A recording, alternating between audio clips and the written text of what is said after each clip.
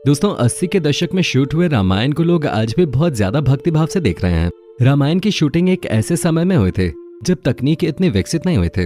जी हाँ दोस्तों, उस समय न कोई VFX और न ही कोई एडवांस्ड एडिटिंग टेक्निक थे। तो दोस्तों आपके भी दिमाग में ये बात जरूर आई होगी कि 80 के दशक में बिना किसी खास तकनीक के रामायण की शूटिंग कैसे हुई होगी और इस शूटिंग में किन किन परेशानियों का सामना करना पड़ा होगा। रामायण के कलाकार बिना किसी सुविधा के शूटिंग कैसे मैनेज करते थे, उस समय रामायण बनाने में कितना खर्च हुआ, कलाकारों को कैसे चुना गया, उस समय बानर सेना और जामवंत जैसे कैरेक्टर कैसे डेवलप हुए थे। दोस्तों आपके सभी सवालों के जवाब आज के इस वीडियो में आपको मिलेंगे, लेकिन इसके लिए आपको इस वीडियो को अंत तक देखना होगा। लेकिन दोस्तों इससे पहले इस वीडियो को शुरू करें, वीडियो को ज्यादा से ज्यादा लाइक कीजिए और साथ ही दोस्तों अगर आप इस चैनल पे पहली बार वीडियो देख रहे हैं तो दोस्तों इस वीडियो के नीचे लाल बटन को दबाकर इस चैनल को सब्सक्राइब जरूर कर लीजिएगा। दोस्तों आज से 33 साल पहले जिस रामायण को रामानंद सागर ने बनाया था उसका जादू आज भी बरकरार है। रामायण को फिल्माने के लिए एक ऐसी जगह की जरूरत थी जहां वन, नदी, खाली मैदान, पहाड़ और समुद्र तट एक साथ हों ताकि अलग अलग दृश्यों को फिल्माने के लिए ज्यादा दिक्कत ना हो। बहुत सी जगहों की तलाश करने के बाद आखिरकार एक ऐसी जगह मिले जहां इस पवित्र कथा को फिल्माया जाए और वो जगह थी गुजरात का एक छोटा सा शहर उमरगांव। ये शहर रामायण के लिए एक पर्याप्त स्थान था। इस शहर की आबादी भी इतनी घनी नहीं थी जिस वजह से यहाँ काम करना मुनासिब हुआ। गुजरात के उमरगांव में रामायण की शूटिंग पूरे 550 दिनों तक चले और इस दौरान कुल 78 एपिसोड फिल्माए गए। बताया जाता है कि ज्यादातर कलाकार शूट के दौरान सेट पे ही रुका करते थे। उमरगांव मुंबई से 4 घंटे की दूरी पर स्थित है और यहाँ बहुत से पर्यटन स्थल मौजूद हैं। रावण का किरदार निभाने वाले श्री अरविंद त्रिवेदी मुंबई से ट्रेन से उमरगांव शूटिंग के लिए आते थे। दोस्तों शूटिंग के दौरान सभी कलाकारों में इतना मेलजोल बढ़ गया था कि जब रामायण के आखिरी एपिसोड की शूटिंग हुई तो सब भावुक हो गए थे और उन्हें ऐसा लग रहा था उनकी जिंदगी में से कुछ जुदा हो रहा है। दोस्तों रामायण के प्रसारण के दौरान सड़कें सूनी हो जाते थे। घर के सभी लोग एक साथ टीवी के सामने बैठकर रामायण देखने लगते थे। बहुत घरों में तो लोग इस दौरान अपने टीवी पे माला भी चढ़ाते थे। श्री राम का किरदार निभाने वाले अरुण गोविल और माता सीता का अभिनय करने वाली दीपिका के अनुसार लोग उन्हें भगवान राम और सीता माता के रूप में ही देखते थे और जब भी वो किसी सार्वजनिक कार्यक्रम में जाते थे तो लोग उनके पैर भी छूने लगते थे। दोस्तों अगर हम आपको रामायण की शूटिंग के बारे में बताएं तो रामायण में लक्ष्मण का किरदार निभाने वाले सुनील लहरी ने बताया कि रामायण में हनुमान जी को इधर उधर उड़ते हुए बहुत देखा गया है, मगर शूटिंग के दौरान असल में वो उड़ नहीं रहे थे, वो तो कुर्सी या स्टूल पे बस खड़े कर दिए जाते थे। जी हाँ दोस्तों, सुनील लहरी ने बताया कि हनुमान जी के कंधे पे जब राम और लक्ष्मण को बिठाने वाला सीन शूट किया गया था तो वो उन सभी के लिए बहुत ही मजेदार रहा था और उन्होंने शूटिंग के साथ इसका खूब लुत्फ भी उठाया था। रामायण के सीन में देखने को मिलता है कि हनुमान जी राम और लक्ष्मण को अपने कंधे पर बैठाकर वायु मार्ग से लेकर जाते हैं। रामायण का जो ये सीन क्रिएट किया गया है इसके लिए क्रोमा तकनीक को इस्तेमाल में लाया गया था। उसके बाद कई स्पेशल इफेक्ट्स भी इसमें डाले गए थे, तब जाकर वो सीन तैयार हो सका जिसे दर्शकों ने रामायण सीरियल में देखा है। क्रोमा तकनीक और स्पेशल इफेक्ट्स का इस्तेमाल करते हुए दिखाया गया था कि ऊंचाई पर हनुमान जी किस तरीके से उड़ रहे हैं।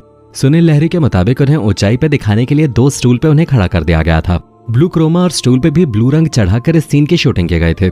हनुमान जी के बड़े बड़े हाथ दिखाने थे तो इसके लिए एक रैंप तैयार किया गया था। इसी पर चढ़कर राम और लक्ष्मण जी गए थे और हनुमान जी के कंधे पे वे जा बैठे थे।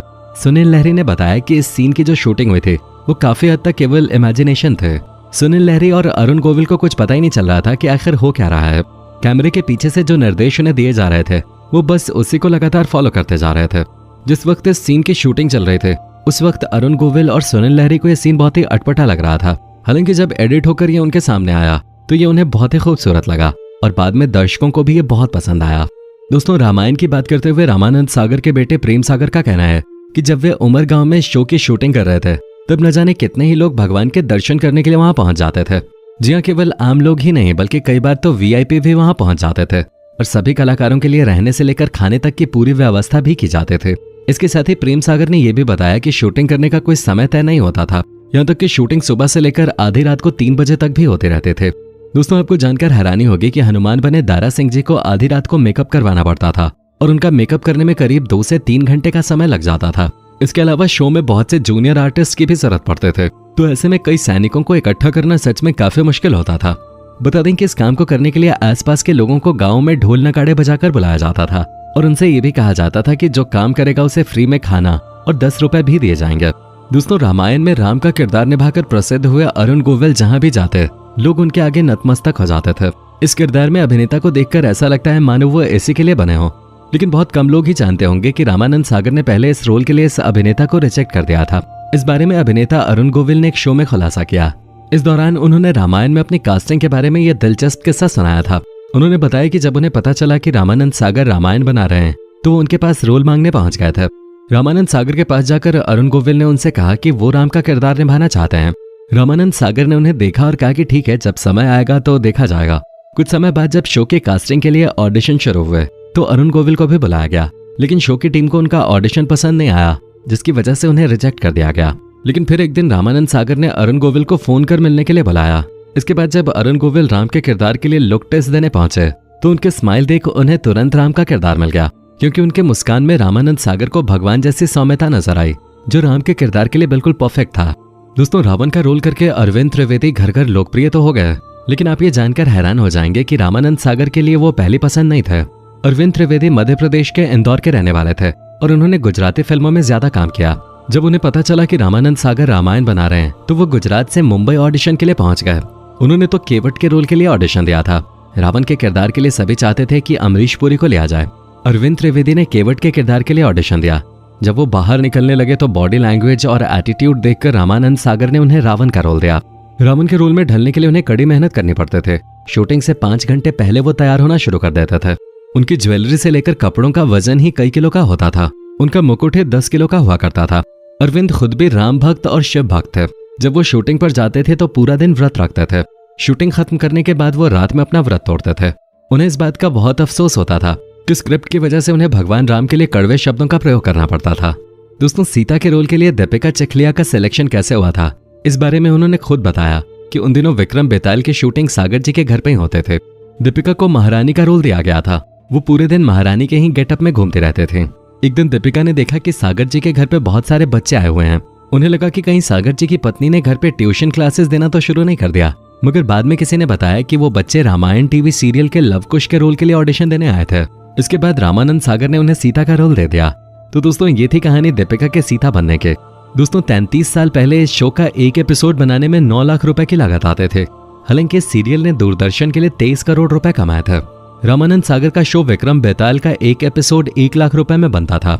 साल 1987 में 9 लाख रुपए आज के जमाने यानी कि 2022 में 1 करोड़ रुपए के बराबर हैं।